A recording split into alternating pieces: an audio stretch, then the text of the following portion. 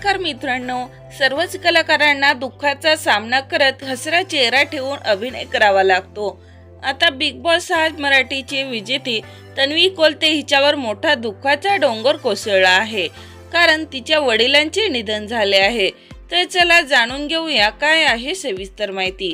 छोट्या पडद्यावर सध्या बिग बॉस मराठी 6 ची क्रेज आहे। बिग बॉस मध्ये अनेक नवे चेहरे प्रेक्षकांच्या भेटीला आले आहेत।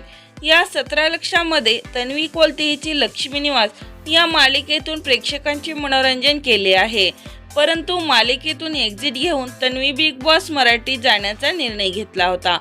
अशा या सुप्रसिद्ध अभिनेत्रीवर दुःखाचा डोंगर कोसळला आहे, कारण तिच्या वडिलांचे निधन झाले।